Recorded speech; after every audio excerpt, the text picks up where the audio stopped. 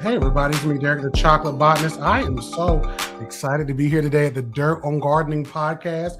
I am ever so excited for the guests we have and for the general vibe we're going to have. Now, I know y'all are used to seeing that Andre, okay? I know y'all are like, where is his face? Why is your face here in place of his? I know you're saying that. Those of you who are listening are like, we're used to listening to Andre's voice because we are on Spotify, we're on the Amazon podcast, we're on the Apple podcast, we're on almost every place you can get a podcast, right? But you are going to see the Andre real soon. As a matter of fact, you're going to see him right now. Ooh, there we go. We got Andre in the building. And then we're going to have Gray in the building shortly. Looks like I'm having some technical difficulties on my end, but they should both be on stage now. There we go. There we go. How goes it, gentlemen? It is going well. Now, there we go. Let's make sure this is going good. Boom. Yeah. So it's good to see y'all. Okay, so how were your weekends? Come on, tell me what you do this weekend, guys.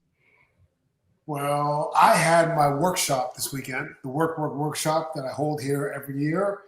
This was the 5th annual workshop. The turnout was not as great as we would have liked because I had a whole organization coming and they had 10 people they were bringing. So we had 20 people on the list. And I was like, I had to tell people, no, we're full. We can't take any more because it's not 1,000 acres. It's half an acre. And the school canceled on me. They had something come up, so they canceled. So that was 10 people gone. Then 4 other people canceled for various reasons. I had 6 people here, but we got a lot done. We did a lot of mulching. We're chopping down trees. We're transplanting trees. It was a full day. We had a good time. I'd like to thank Chip Drop. GetChipDrop.com is one of our sponsors. They sponsored the whole event. They gave us hats. They gave us a little money for refreshments. So we had a lot of extra refreshments the other day, but we had a good time. It was a really good time.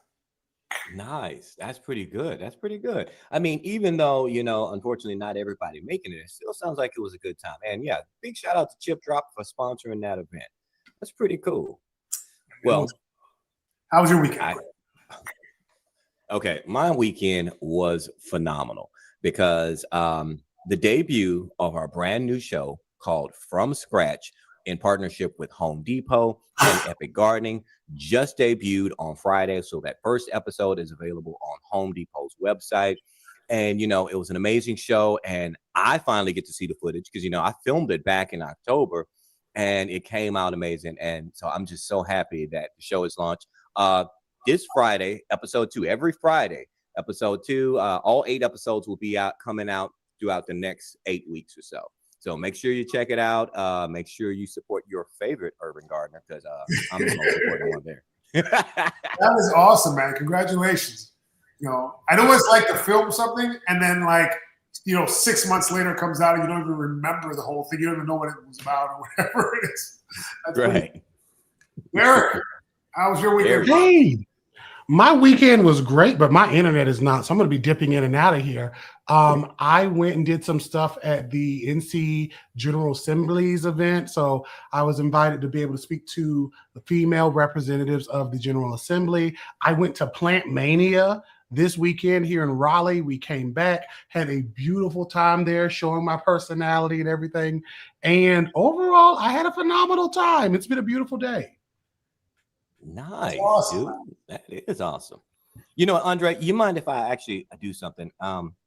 Because, we are a community-driven channel here with the Dirt on Gardening podcast. And I want to recognize just a few of our members that are just phenomenal members that really give us a lot of support. One being at Robert Fleck over on YouTube. He is a champion of the replays on the show. He always has very good comments, good feedback for us about the garden and everything. So thank you, Robert. You are awesome. Also, I want to mention Death Kiss Miss. She is also a huge contributor to the show, supporter as well as Unique Gardens, if I'm saying that right, because she is all about team replay. So if you don't get to see the show live, watching us on replays and commenting, we go through and we read all of those comments. We appreciate your support. That is awesome. That's awesome. Now, I did one more thing this weekend. What's that? Well, it was actually Monday, but I was off, so I count it as part of my weekend. I got my temporary residency in Mexico. So I had to go for an interview, and I have never been this nervous for an interview in my life. I don't know why I was crazy nervous, and the guy was just like like a robot.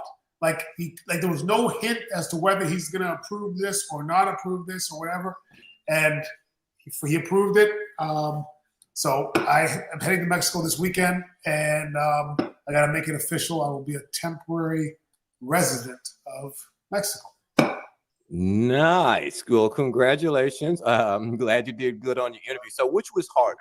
Would you say Mexico's residency or becoming a U.S. citizen? Which one's more challenging for you? Well, I think becoming a resident of Mexico is easier, but it was more stressful. Like I feel like there's I don't want to say a clear pathway, but I feel like in the U.S., like if you once again you have to hire a lawyer, and it's not an easy process. It took 6 years for me to get a green card in the United States. Wow. So I guess the U.S. is hard, but it happened like so long ago. I'm kind of forgetting how hard it was. So yeah, the U.S. is definitely hard. Right on. I got you. Nice. Well, I know Derek stepped away on us, but while Derek is away, we got to tell everybody what this episode is about. Do you remember what it's about? Of course. I still track with that. Still track. So today we're going to be talking about homesteading. And I think we have like an amazing homesteading guest here today, don't we? That is right. We have the creative mind behind Afya Farms, and that is Rashad, who is going to be with us. And without much further ado, folks, this is Rashad. He is killing it on the internet right now. Rashad, say hey to the people, sir. My people, what's going on? How y'all doing out there? How are you doing today, man? Great. Soaking up the sun out here in the garden. Wow, so you're in Atlanta right now, and you're growing, like you're real homesteading. Right, definitely a real homestead. We try to live off everything that we have. We still, eat out and gotta go grocery shopping a little here and there, but the plan is to get away from that as much as we possibly can. So we got everything. Because homesteading is way harder than people think it is. Right. Yeah. I think a lot of people get the idea that, I'm just gonna grow some stuff and I'm never going to the grocery store again. That's the idea, but then you got to learn how to store everything. That's probably the harder part of it, learning how to, store and can and put the potatoes up so they can last and not start rooting too early so you can have them throughout the cold season. So that'll probably be the harder part of it, storing. But right on, because comes along. Because you have animals too. I mean, you're not just growing fruits and vegetables and so forth. I mean, you're out there. You have meat animals, right? Like what all animals do you have? Because look, last night I was watching your last YouTube video, and I saw you had a horse walking behind. I'm like, man, my man got a horse. I need me a horse. I keep saying I want a horse. A horse somewhere out here. It ain't no meat horse, but it's a horse. We got rabbit for meat. We have sheep. What else back there? Some of the chickens. I actually have some meat chickens in the garage, and I'm about to start growing out. There's some chicks right now, but we have meat chickens. We have pheasants. We have quail. We have duck. Sheep, goat. Yeah, that's pretty much it for now. What do you think is easier or more efficient as a meat source? Rabbits or chickens? Probably. That's a tough one right there. They about even. I'll say rabbit. I'll say rabbit because the rabbits are a little bit more simple to process, and even when you want to call them, when you want to kill them, it's a little bit more simple. You just kind of pop their neck real quick versus a chicken. You got to slice their neck, slice the vein. Rabbits grow out faster versus a meat chicken. Well, a meat chicken grows pretty fast, so rabbits and meat chickens grow about the same. 6 to 8 weeks you can process. Ready to go. Yeah, people don't have meat, so I've heard people tell me that rabbits are a much more efficient source of meat. There's less care. There's They're like it's just easier to do. Right. They don't make no noise. They need less space. So, yeah, I go with rabbits, and it's high protein. So I definitely go with rabbits. And then Very something else to consider too is when your chickens, and I'm pretty sure you know this all too well, everything eats chicken. So you have all the predators coming after them birds. Definitely. Luckily, we don't have too much of a predator problem. Like I see a lot of hawks, but we don't deal with like a lot of people deal with fox, and I don't want to speak on raccoons, so I don't want to start coming. But we don't deal with raccoons as much, so we got it down pat pretty much for now. See, that's awesome. Cause see, out here at my place out here in Texas, man, I got everything you can think about: possums, skunks, raccoons, armadillos, bobcats. I had a bobcat that completely wiped out my flock. I had 8 lavender opportun, and I mean that bobcat was coming to me like I was Popeye's chicken, and he was cleaning me out. Oh, so you seen it happen? No, I would always come and catch the feathers in the morning, but the last morning, okay, I did catch them the last time. And this, okay, so I named my birds, and I know you're not supposed to do that, but they were Ike and the Ikettes, from Ike and Tina, right? And Ike, my rooster, I seen him actually get plucked by the bobcat. And just so everybody know, I actually do have weapons around the house, and I had my weapon on me, but I was like, I didn't want to discharge it at that early in the morning, but yeah, he got Ike. I'm like, Ike, you supposed to be the rooster. You supposed to fight him, bro. What are you doing? Protect me. You didn't kill. Yeah, he sacrificed his life. Wow. So how long have you been homesteading for? Well, homesteading just about a year and a half now. Something like that. Okay, so you're relatively new to it. Yeah, we new to the homesteading world. But gardening, I'm still pretty new to that too. With gardening, I've been doing gardening for about 4 years now. Yeah, and I bobcat. So yeah, house plants was my thing in the beginning. Okay. So wait, Andre. See, we got another coming over into the houseplant world. See, man, you need to come on over with us, man, in the houseplant world. Yeah, I'm in the food plant world. I'm not in the houseplant world. But oh shoot, you just threw me off. I was gonna say something. I'm sorry. I threw you off your game, man. See, you need to come on. So how much of what percent of your food do you think you're growing yourself now at this point? Close to half of it. This to be probably our best year right here. Right. When it comes to being pretty much self-sustainable, this would be the best season right here because we prepared. Before now, it was more trial and error and kind of learning, growing things like radish. I don't eat radish, so growing just growing. I was just learning and just having fun with it. Right. Versus now, we came in with a plan. Right, so, you don't know what grows in your yard too, right? Because some things might grow down the street, but they might not grow well in your yard. That's definitely true. I didn't have a success with squash out here yet. I'm gonna figure it out though, because that's what I do. I'm gonna figure it out. I'm gonna see what's stopping me. But the squash was one of the ones that it didn't do good for us over here. Was it them squash vine borers that got you? Yeah, a lot of squash bugs, and they look like they're gonna do something, but they never fruit. They just get a lot of nice, pretty leaves, and they start vining, but they never fruit. But I never get vegetables. I have a problem with squash here too. I tend to get a lot of like almost like the mold and the graying of the leaves. Yeah. It'll start off great, and then all of a sudden it just starts kind of trickling a little downhill. Occasionally I'll get a squash, and then squirrel will come and eat it when it's a golf ball size. And I'm like, why am I growing? I don't even like squash. Why am I growing this for? Oh man, I love me some squash. Oh yeah, powdery mildew. That's what you're talking about. Urban backyard homestead. He said it's powdery mildew. But with that powdery mildew, all you got to do is mix up a little bit of baking soda, like a teaspoon of baking soda and water, and spray that on your plants, and that'll actually cure a lot of that powdery mildew if you can catch it early. Yeah, I have to pay more attention to it. Yeah. I do have a couple squashes planted this year, so we'll see. I will pay attention to them. And squash is such an important crop for homesteading too, because you can store it. Yeah. Right. There he is. Derek's back. Back. Great. You Are you know, good? speaking of storing, I think we are, and I hate to cut in because I've been gone, right? I've had internet troubles. I had to restart my computer. I had to pray over it. I had to threaten my computer You that, had to I would bury it. exercise the demons.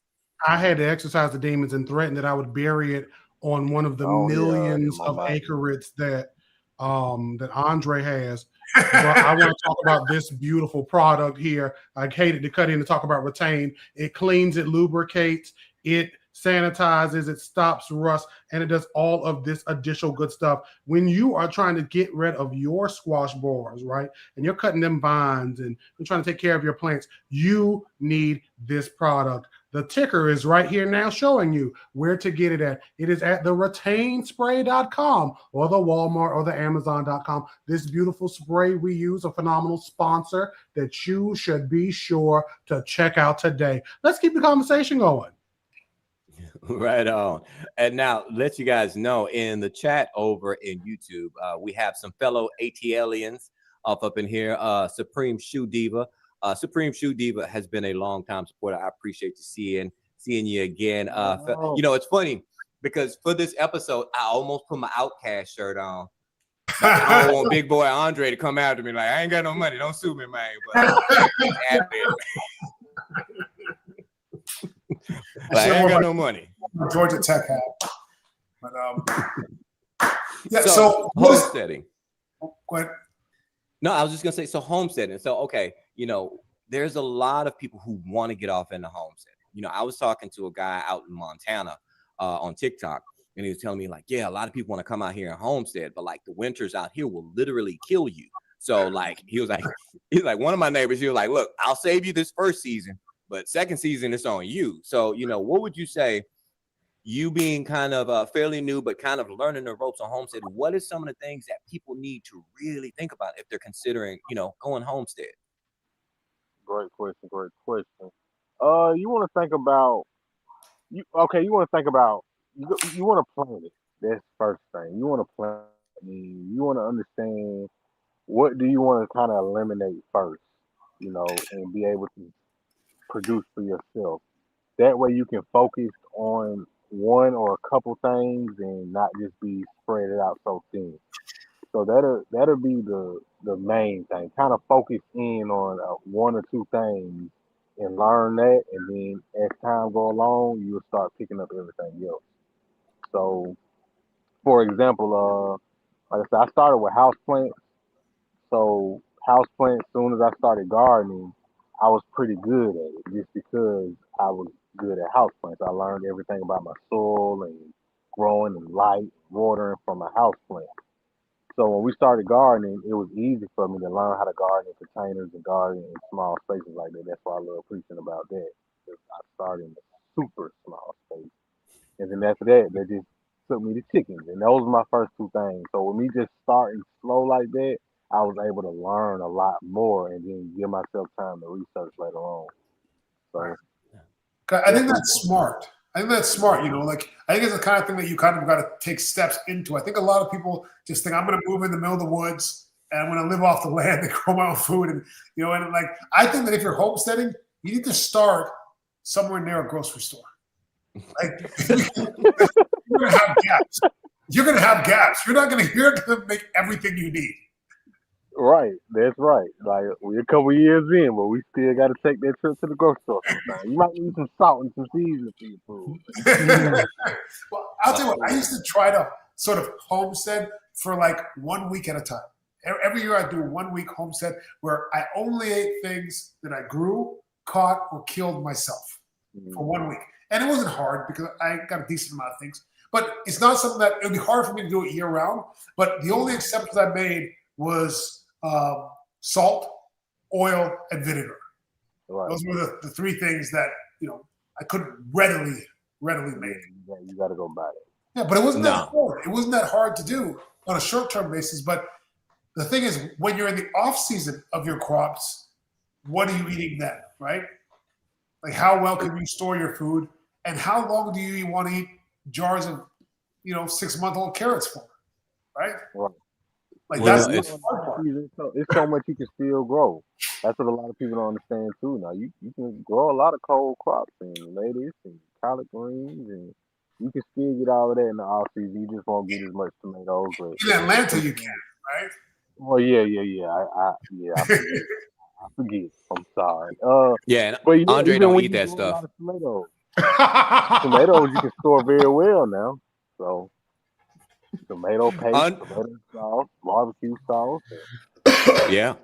Hey, look, I'm originally from Louisiana, so I always gotta have some Tony Chachere's with me. If I ain't got some Tony Chachere's, that's gonna be a bad situation. I love them.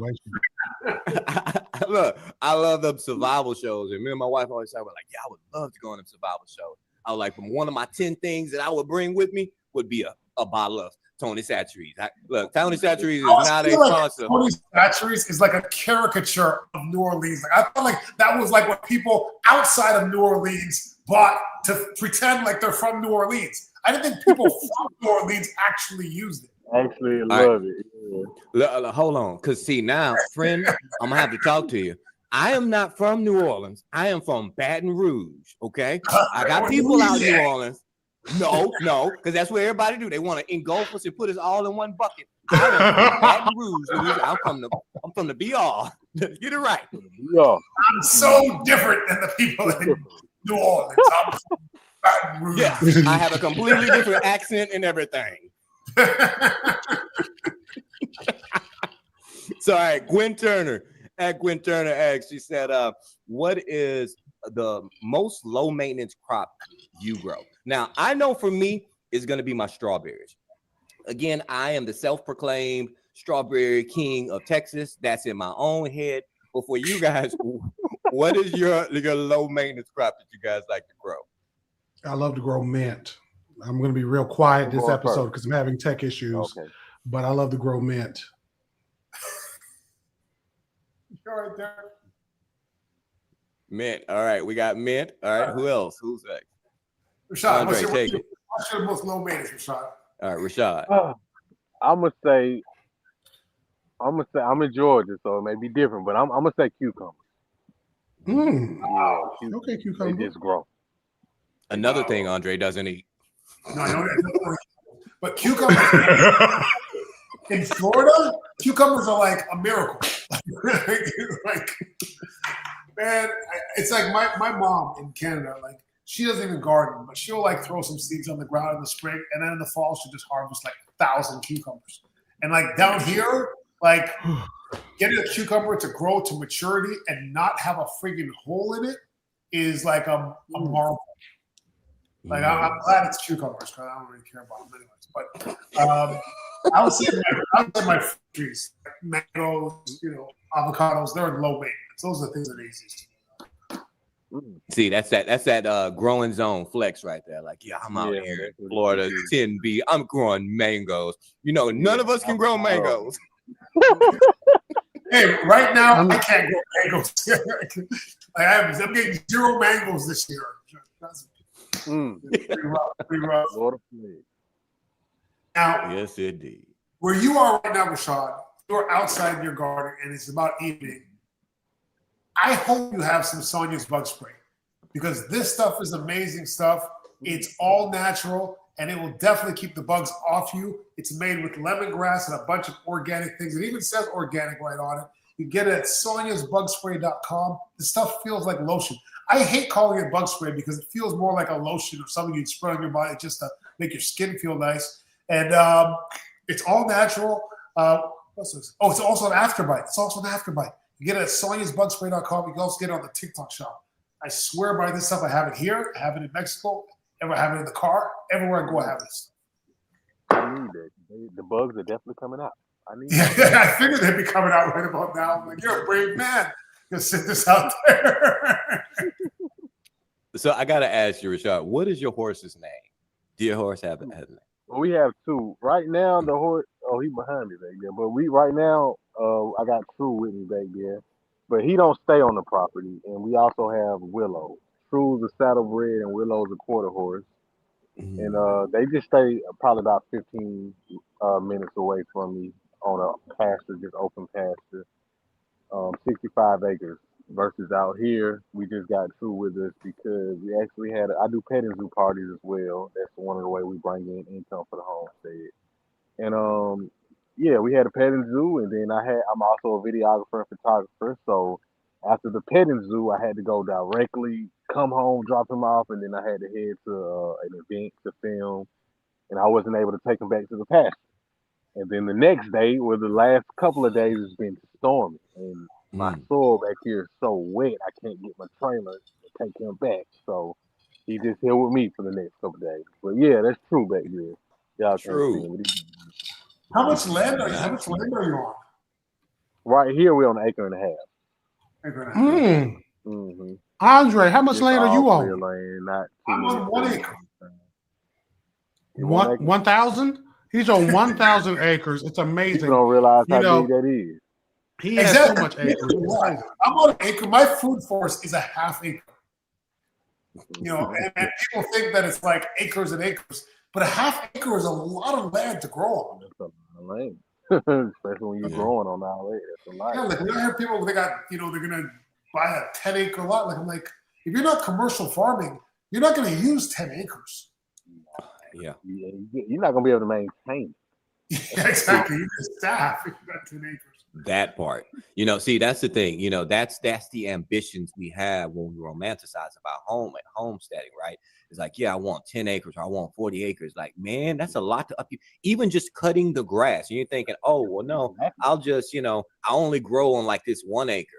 But what you gonna do with the rest of it? It's gonna be ridiculously overgrown. You got to go out there and cut it. You got to maintain it. Or you're gonna put fencing up. You know, what are you gonna do? And one of the things I love that you mentioned, what'd you say? You can hunt it. You can hunt it, and if you got goats, right? If you got goats, you're gonna let them goats out there, but you gotta figure all those things out. Now, one of the things I love that you said is that you're a videographer as well. I think that's another thing a lot of people don't consider when you're homesteading: revenue source. You still have to have revenue source. I mean, because what do you do when a horse gets colic? You need to go and take them to the vet. What do you do when one of your pigs maybe is sick and you need to go get some antibiotics? You need to have a revenue source, right? Absolutely. Yeah. You know, you People can't estimate all that's involved in this. you can't just jump into it. And like I said, a lot of people do feel like, okay, homesteading is kind of like living off grid. It's a different. We still got bills to pay. You know, we still, like you said, we got to feed all these animals so they can feed us. And even when we container garden a lot, I got a few things in the ground, but container gardening, you got to be able to afford soil, and so you definitely got to bring in the revenue. You can't just jump into, maybe later, but you can't jump into it thinking that it's just gonna kind of take you off free. And that's where a lot of people I think get a little disappointed in gardening is they think they're going to just start gardening to save money. It's a long way in before you're actually saving any money, if you get to that point ever. There you go. Yeah, you spend a lot of money. I spend a lot of money, God, but I love it though. So That's the best reason to homestead. It's because you love it. Oh, Big Wheel Dog says my entire lot is a 1/4 acre. Got a ton of containers for growing and a husky for digging holes. Hey, I love huskies. A big dog for digging holes. That's what I'm talking about. But you're right. You know, you can grow a lot with just a 1/4 acre. You know, it's that fantasy when people think, oh, I need to have all this. You really don't. You know, you can grow anywhere. So what made you want to homestead in the first place? it's honestly the peace. Honestly, like I'm from Clayton County, which is like 10 minutes south of Atlanta, the south side, and I grew up more so like I'm a videographer. I shoot a lot of music videos, not so much more now that I do events, but fast life. You know, Atlanta's a fast city, and the culture is big here, and you know, everyone's a celebrity in Atlanta, and it's just things can get real fast out here.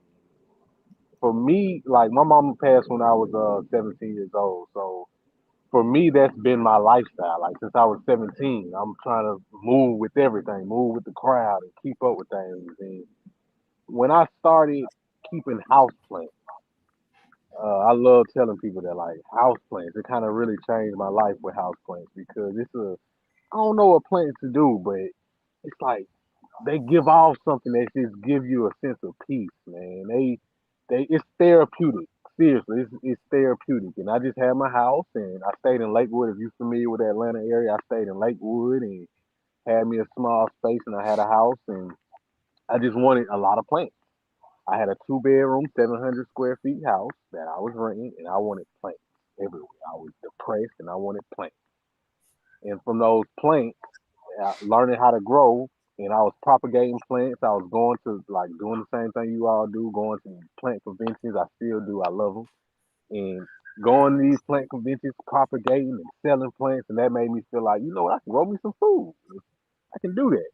And me growing food, it just slowly transitioned. Then I grew some food. Now I was growing me food, and I was really into gardening. And I said, you know what, I need chickens now. When I got those chickens, y'all heard about chicken math. Yeah, I got those chickens, and it changed everything. When I got the chickens, I said, you know what, we need 2 goats. So we started with 2 goats. We just spiraled out, honestly. What's chicken math? Chicken math is when go buy 2 chickens. You will see. That's what chicken math is when you go buy you a couple chickens, and they just make you go get more chickens first. That's the first step of it. You're gonna go get more chickens. You're gonna say, you know what, I got 2, but I need 4 more. And then you're gonna get more, and you're gonna find yourself with 10 chickens. And then after that, you're gonna start saying, well, you know what, I'm gonna need some goats now to go with these chickens. And you're gonna say, you know what, I need to plant me a garden. And it spirals out. It's a real thing. It needs to be studied. It's definitely a real thing. It's a slippery slope. And it's funny because, yeah, you're absolutely right. The only reason why I haven't brought my birds back after the bobcat is because I'm not trying to feed the bobcat. So once I reinforce that chicken run, I'm going to definitely get some more birds back here. But I'm thinking of flipping the script, and you have something that I want to actually grow this season or, take care of this season. Well, no, let me lie. My kids are going to take care of the season. That's quail. I do want to get quail because they take up a smaller footprint. And I think it'll be easier for my kids. My daughter's 10 and my son is 7, so it'll be easier for them to maintain the quail. Yeah, quail are amazing. I love quail as well. They not as fun as chickens, I say. Chickens have personality, it seems like. But quail, they give you everything that the chickens give you. You get eggs from them. They have healthier eggs, more protein in their eggs. Some people have like allergy to chicken eggs. You probably can eat quail eggs. Quail are not loud as chickens. Quail take up small space. They probably better than chickens. Honestly, I just love chickens, but quail and then processing quail are super easy. Processing quail are extremely easy. How many quail eggs do you need to make an omelet, though? Quail eggs about 3-to-1 to chicken eggs, so it takes about 3 quail eggs to make 1 chicken egg. Okay, all right. Yeah. But it's funny. I'm glad you mentioned that because when it comes to chickens, I'm telling you, that guy dog on Rooster Ike, every morning he was out there singing the blues. I'm like, God. And so, it's funny because this goes into what you were talking about as far as planning ahead. I did not plan that chicken coop because I put that chicken coop right by my bedroom window because I was like, oh, I want to be able to hear him in case a predator comes.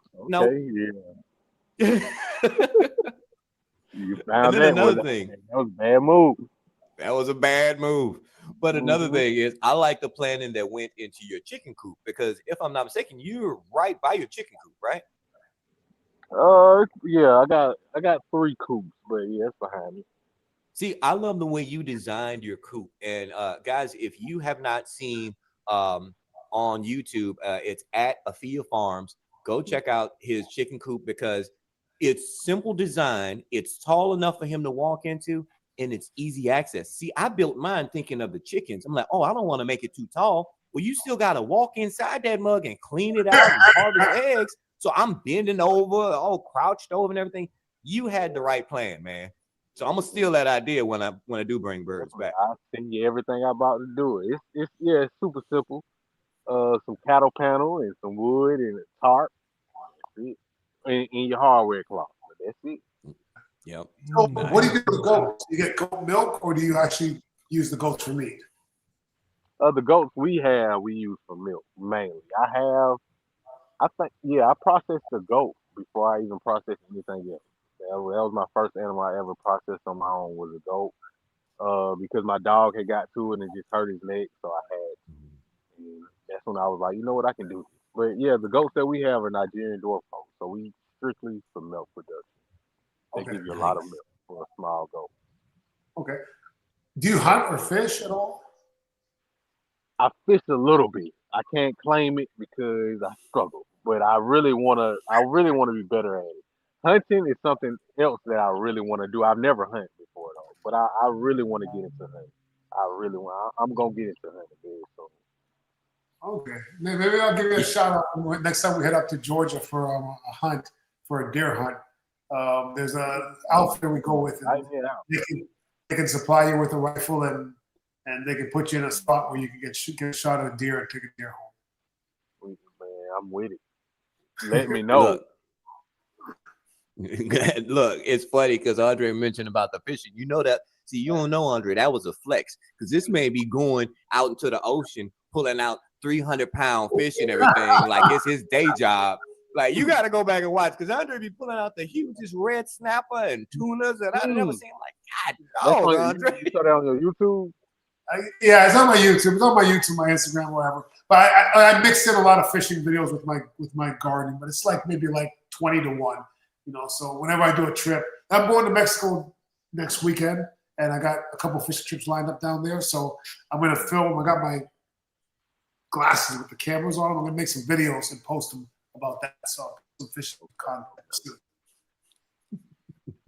It's funny because Derek keeps jumping in and out like double dutch because he's having all the internet problems over there. I'm having so many internet problems. There's been so many times I've wanted to be like, Andre is out there fishing on his property because y'all know he got 2,000 acres, but I can't even say it because everything keeps freezing. He talked about how much acres you got. And I'm like, y'all know he got an acres. And you know, Gray got about 15 acres. But, you know, I can't say none of these things. I wanted to talk about Andre and all the vegetables he was talking about. He don't eat none of them. But I couldn't say a thing because my internet is going in and out real bad. And I figured out the problem just now. Derek, you can't hear me. You know I have an ocean on my property, right? I know you do. It's ocean front. Ocean front and center. I have a whole ocean. I know. The moat. I seen it. I looked you up on Google Maps. Y'all don't know this, but there's a portion of Google Maps dedicated to Andre's property. You just type in Andre's property, ocean center, and then boom, the Google pops it right up. Just remember that Rashad's property is 66% larger than mine. So whatever you say. That's all I gotta say. So whatever I got, Rashad got 66% more. Now he said he can't hear me. I think we had this trouble last week. There must be something going on with the StreamYard, but we're gonna keep going in God. Yeah. So yeah, Rashad, don't worry about it. We're gonna figure it out. Okay. You hear any of us? Yeah, I hear y'all. He hears everybody but me. He hears the most important people. There's nothing productive coming out of that box anyway. Don't worry about it. David says just make sure you wear some bright colors out there in the woods. That's right, because Andre, I don't know, he might try to take a shot at it. Might start looking like a deer. Might start looking like a deer. You know, the places that we hunt generally there's not public lands. So there's not other hunters there, so you don't have to worry. Right. And you're usually don't make me the deer. You're in a tree or you're in a blind, so you're not walking around hunting. You know, so it's see, but you know what? All right. You got you. So I got a hot take for you. You know, I said this way back when I was like in 11th grade, and I still kind of stand by this. Now, I have no problem with people hunting. You do what you do. You know, I'm a vegetarian or pescatarian over here. You know, meaning my meat source comes from fish. But I will say this. I always feel like hunting is not fair because I'm like, when it comes to hunting, I feel like you should give the animal as much of a chance as you have. So I'm saying you go out there with a Jim Bowie and you go toe to toe with that deer, and whoever wins, you know, 2 animals enter, one leaves. You know, like the Thunderdome. Well, I'll tell you what, I only bow hunt. So that sort of levels the playing field a little bit because you got to get within like 20 yards of the animal without being detected from the animal, which is not easy to do. So, more often than not, I'm not going to be the winner of that encounter. But I think that if that's the way that you have to do it to hunt, then in order to buy meat, you should also have the same circumstances. You shouldn't be able to. You shouldn't be able to buy meat from an animal that had no chance of escaping. I agree. No, not at all. Right? Not at all. At least when you're hunting, you're taking responsibility for the animal yourself instead of passing it on to somebody else. And all the animals that we hunt have lived much better lives than the animals that are in captivity that are going to be. You can't say that. Right. You can't say that. You don't know what that animal in captivity went through versus that one outside. The one outside man had to fight for its life every day. That chicken had to run. Okay, every day. And now, okay, you getting these chickens that they was in the good schools, the good, Ivy League colleges of farms. These chickens were, and that's what I like to think at least. So it's better than hunting. That's just me though. Jump on the bed and see how that goes. There you go. I like it. Yes. They got cameras underwater as they fish. I'm like, what is this? Yeah, I don't think that you've been fishing very much, Corey, because there's like for YouTube, people will throw a camera down, but I think what you might be referring to is like sonar or depth finders, right? And they don't necessarily use that to find specific fish. We use that to find structure because the fish are going to comment on structure. So 90% of the ocean has no fish really, and 10%, 90% of the fish are in 10%. So you just go and drop a line, you're not catching anything. You got to find where the structure is, and that's what the depth finder and the radars and all those things are for. Oh, rose bush picture. So here's what happened. Trying to get a rose bush. I was trying to get this person to send me a picture of their rose bush, and they sent it to you, even though I put my name up, because they don't want to talk to me. So I'm not offended. I'll just cry after this.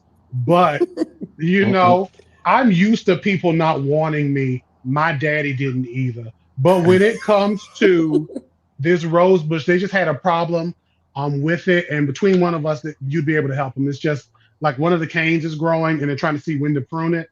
I don't feel like this is the time to prune it, but I don't think they are. So they sent you a picture and you'll be able to help them offline. Okay. Yeah, I will take a look at it after we're done with the live because it's more than likely on my Instagram. So I don't have it right now because we're on the live, but I'll definitely take a look at it for you, sir. No problem. They said they don't know my name, but I put it up there. I did. They don't know my name. They're trying to sound like Alicia Keys.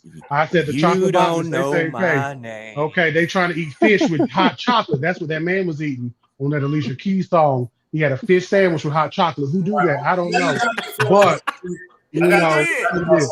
you got me feeling a little hungry right now, so I gotta tell you because you're talking about that fish sandwich, and there's nothing that goes better on a fish sandwich than my sweet and spicy pepper sauce. Comes in a hot, and not so hot. You get it at andrethefarmer.com. You can also get it on amazon.com. It's amazing. It's all natural, made with 8 different fruits and vegetables, and it's got pineapple and mango. It's absolutely delicious. Love it first bite. I guarantee you're gonna love it. So it's good food, great. All right.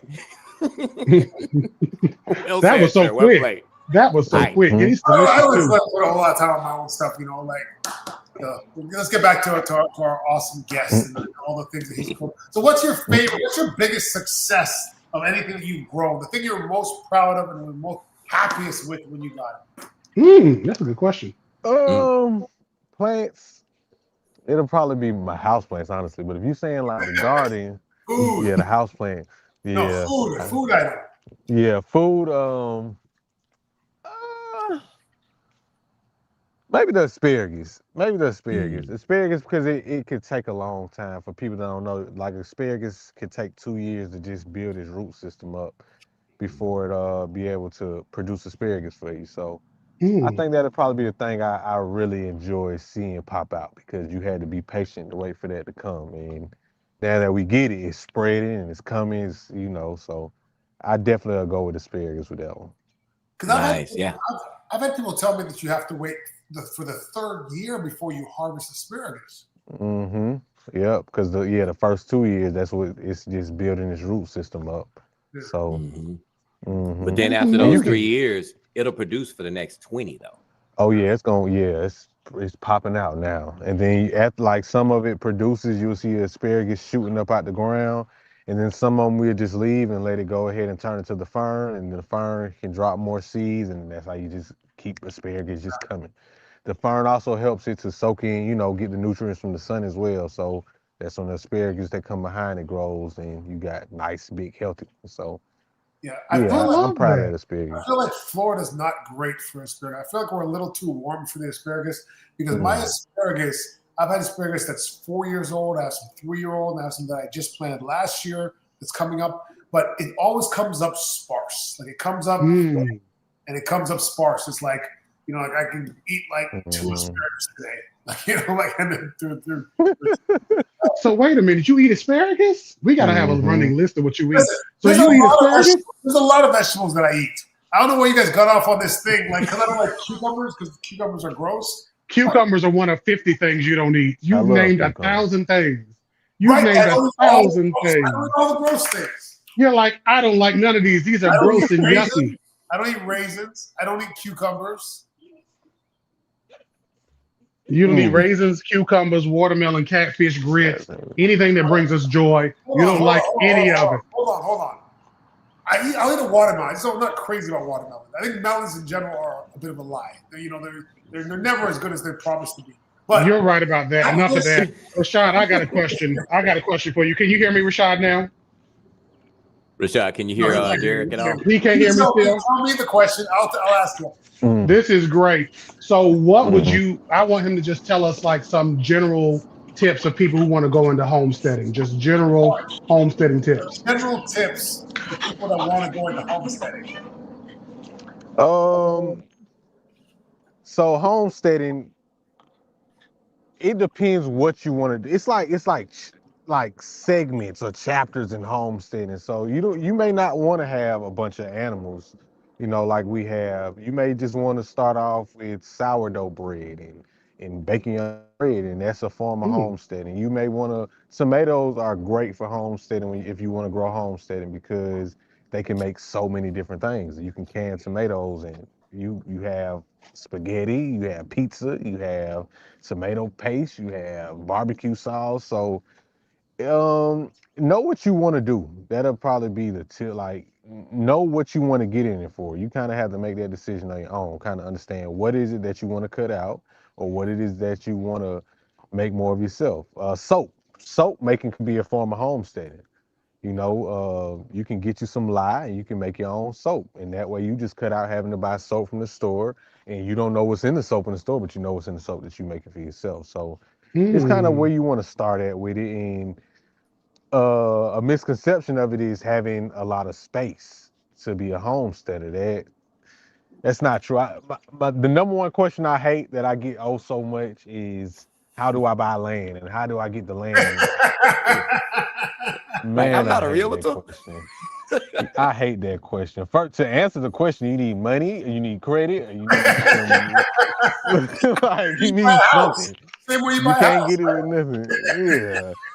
But I hate it because when I started, like I said, I was renting. I was in a 700 square foot little super small house, and I was growing me some food. So, those would be the tip. Like, just know what you want to start, and you can do it. You can do it in an apartment. You can homestead. You can start homesteading in an apartment. Rashad, that is the greatest point, because I get the same issue when I talk about permaculture. It's like people think you have to be like pure, like there's a purity test, like you have to be all or none. And it's nice that you said that people can dip their toe in it, right? Or they can do one piece of their life can be homesteading or permaculture or whatever. They don't have to do the whole thing. And I get that question all the time. Like, where in Florida can I buy land? Land all over. Like, but all you gotta do is just get a house with a backyard. That's because they know you got about 3,000 acres. That's why. They're like, can I buy some of your land? Yes, you buy your land. A tenth of an acre from me. But I think that's the point that that society's kind of at right now, where people will like to collect bits of information. Like, for instance, think of someone collecting a book on homesteading. Like, I want to be a good homesteader, so let me find all these books on homesteader. but they never cracked the backs of those books actually even open to read them. So it's like, we romanticize and we fantasize about it, like, oh, I would do this, oh, I would do that. Like, that reminds me of this, one of my favorite shows. This show called Homestead Rescue. Love Homestead Rescue. The Rainey family is hilarious to me. I gotta check and they went to this. Okay. Oh yeah, it's on Discovery. It's a great show. All the family members are actually on Instagram too. But anyway, this is not a promotion for the show. They are not a sponsor, but they should be. I digress. Yeah, so they went to this one season. They went to this guy's farm, and he said, "Oh, this is a hobby farm," because he had all these animals here, but he hadn't processed any of them. He was like, "Oh, well, this is a hobby farm for YouTube." Like, hobby farm? It was so funny because the dad's response like, "What's that?" Like, nah, you supposed to use everything at a farm. Either you using it for milk or for so everything has a job in the farm. I've never heard of a hobby farm. Right. Yeah, everything definitely got to have its purpose out here. We can't put it on the feed bill for nothing. So, well, you didn't mention it's a show, and I know this is a little off topic, but have you guys seen or heard of this dinosaur show that Morgan Freeman is what's the word? Morgan Freeman is the voice. Narrating. You guys heard of that show? I have, but I haven't watched it yet. I've been hearing a lot about that show. I don't know. I like dinosaurs. Go ahead. Well, I'm just going to say, I love Morgan Freeman and everything and don't want to steal any work from him. But if people need someone for narration, always contact your local urban garden with Gray. I'll be happy to do it. I'll tell you what. And chocolate botanist. Dinosaur stuff. You can narrate some dinosaur stuff, definitely. He could. All right. Okay. And now we had a question earlier about the rhizomes on asparagus. It's not so much, and then the question was, do the rhizomes migrate when we're talking about our asparagus? It's not so much that your asparagus is going to migrate. They don't really travel. It's just that they're sending out those shoots. So they're not technically moving. It's just they're building up that root system. And that's why it's so important to establish that root system first and foremost, right? Absolutely. Perfect. Yeah. Yeah. Great question. Thank you, Big Wheel Dog. Someone in the comments said watermelon has twice the potassium, or has more potassium than bananas. It's interesting. It does. It does. It's so funny because like the potassium, and going back to Derek's favorite subject of banana water, people are like, there's so much potassium in bananas, and then it's peels. No, it is not. Watermelon, you're absolutely right. It has way more potassium in it. Derek, take it. Come on, tell us about bananas. Watermelon water. Bananas and watermelon water. So bananas are phenomenal. Watermelons are phenomenal. But I think when we think of nutrition as a whole, right, we have to think that there is information that we've just gotten historically that's not necessarily true when it comes to plant nutrition. Like, we get bananas are full of potassium, but that was a ploy to get people to eat potassium. In the same way that you get that spinach is full of so much iron, right? It has so much iron and you need to eat your spinach. And we all remember Popeye eating spinach and beating the bejesus out of Bluto. But that was just a calculation error. Like, that whole premise came from somebody doing the math wrong when they were getting the nutritional value of spinach out. They had it, I think, 10 or 100 times more than what it actually is. And then people just didn't care because a lie will travel faster than the truth. So when it comes to all of these things being chock full of stuff, it's not that, but they are a great source of it. But even then, that is for us as people eating it and not for your plants. So please don't make banana water because that doesn't help you at all. But also, people say these things like that's gonna make me eat something that I don't like. Like, with my starving of potassium, like, they got potassium. I'm getting more watermelons now. I can taste the potassium in it. But you know what? Go ahead. I grow watermelons, so I grow some watermelons, and I'll eat a watermelon. I have no problem eating a watermelon. Just not one of my favorite fruits. Not a top 20 fruit for me. Well, we're growing melon over here because my kids, they said, Dad, we want to grow some melon. I was like, here go your seeds. Go ahead and plant them. So I've got my kids out there growing their melons. But you know what? Speaking of nutrition and getting access to nutrition, I tell you what you can definitely use, even for your house plants and for your outdoor plants. That's going to be Thrive Roots, another sponsor of the show. This is our citrus blend, Thrive Roots. I grow a lot of citrus out here in Texas. And yes, even though I'm in Dallas and it gets cold, I do grow some cold hardy citrus. And I love using my Thrive Roots because it's an organic, OMRI listed soil and root booster. And you're going to gain that access to those nutrients that's in the water. So is this a fertilizer? No. But you can definitely use it in conjunction with your fertilizer to enhance and make a thriving ecosystem.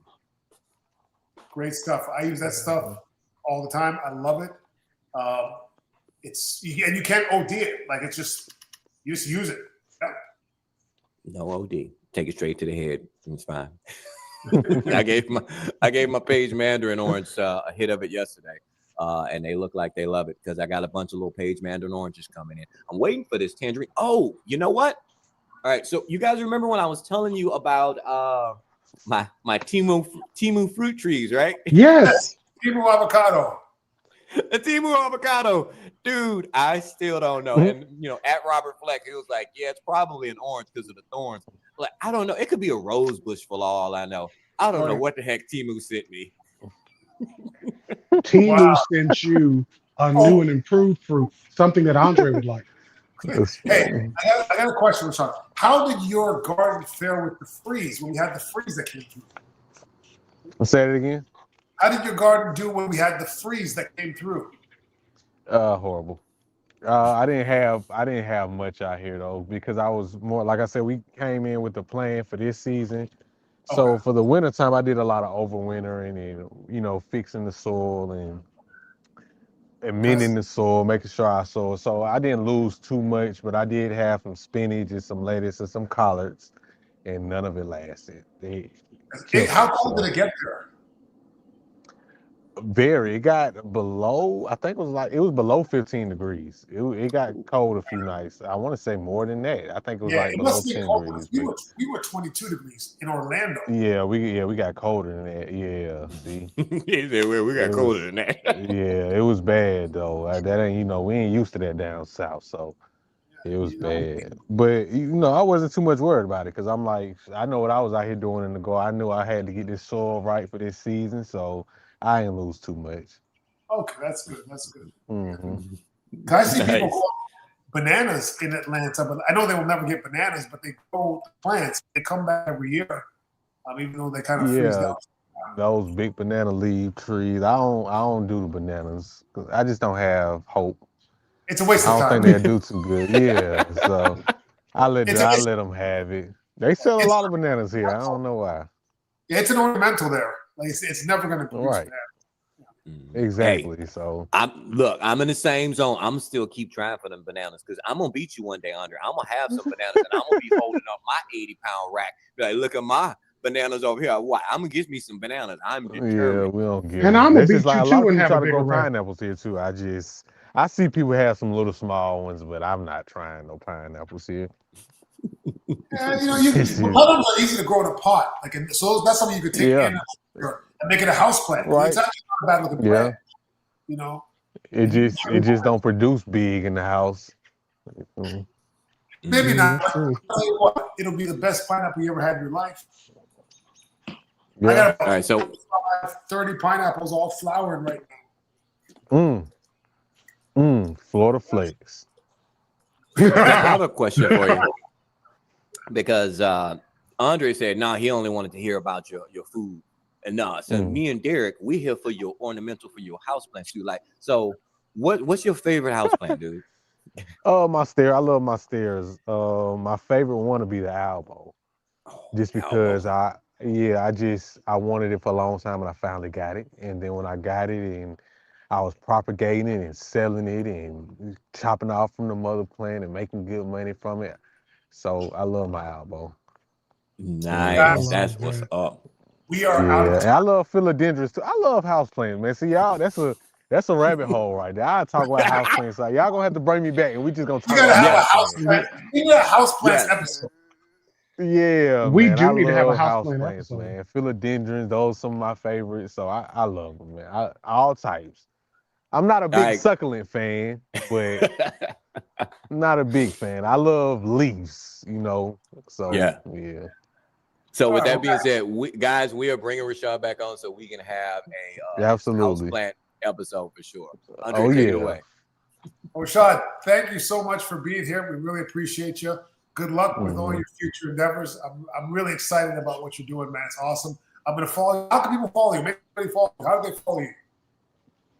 Follow me on Insta. Look, I'm down here playing with Coco. That's the dog. Y'all keep seeing me reach down. But you can follow me on Instagram at MoneyTreesATL. That's what you see right next to my name. And everything else is at Afya Farms. So YouTube at Afya Farms, TikTok Afya Farms, Facebook, everywhere else Afya Farms. But Instagram at MoneyTreesATL. All right. I'm going to follow right you on. everywhere. All right. Thanks a Yes. lot. Anything to say, guys? All right, guys. We'll talk to you again next week. All right. Next week. Thanks for watching, guys. All right. All Bye, guys. right, y'all.